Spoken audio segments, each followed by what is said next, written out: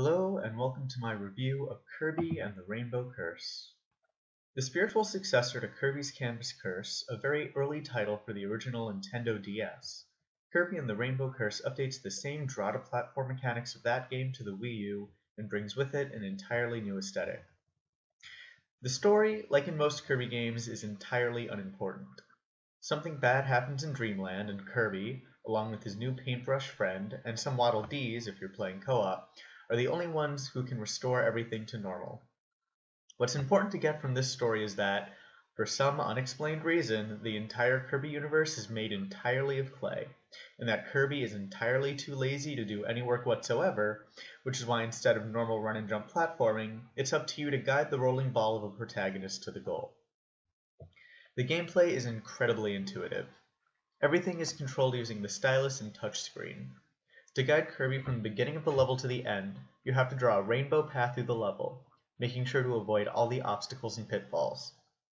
You can tap Kirby once to give him a quick boost of speed that allows him to hurt enemies, or, after collecting 100 stars, hold the stylus to Kirby to make him do a charge attack capable of obliterating enemies and otherwise unbreakable walls in his path.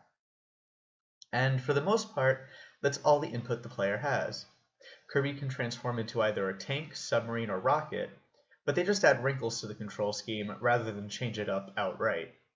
Aside from menus, Kirby and the Rainbow Curse is played entirely without buttons, and this incredibly simple and intuitive control scheme is one of its biggest assets. Kirby and the Rainbow Curse constantly, and with great pacing, adds new ways to play with these limited controls, and by the end of the game's 20-something levels, you'll feel as though the developers have exhausted every avenue of play they could have possibly squeezed out of this simple control scheme. The game's 4 bosses, of which 3 are used twice, provide novel tests of skill of your grasp of these controls, and even the tried and tired Wispy Woods feels like a completely original challenge. For the first time, that is. Aside from just completing levels and besting bosses, there's also a lot to collect in Rainbow Curse.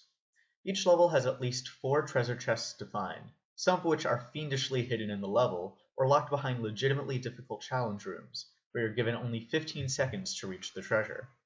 And these collectibles are entirely worth getting if you can nab them.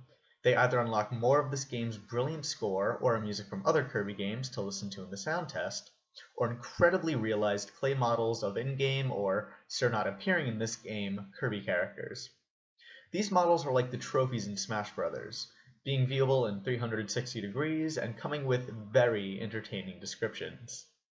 Also, the amount of detail put into each one is admirable, and makes the most of the game's clay aesthetic. Speaking of the aesthetic, the only word I can really find to accurately describe it is unreal. Kirby and the Rainbow Curse does not look like a video game. Watching it in motion, actually playing the game, feels like something that shouldn't be able to happen. The game is almost too beautiful. The clay looks too real, as if someone had photographed an arts and crafts diorama. From the way Kirby bounces off enemies and walls to finer details like fingerprints left from molding the clay, it is obvious that the developers spared no expense in making the game look like it hopped right out of a palette of Play-Doh. Looking at the game, it is easy to imagine exactly how this world would smell and feel like in your hands. It is simply incredible. Kirby and the Rainbow Curse is one of the most charming games I have ever had the pleasure to play. Some people might call it a little short, and it is a shame that so many of the bosses are reused, but the game more than makes up for it with incredibly strong and solid mechanics and an undeniable adorableness. And for a reduced price game at only $40 at launch, you get a great deal for your money. Kirby and the Rainbow Curse gets an 8 out of 10.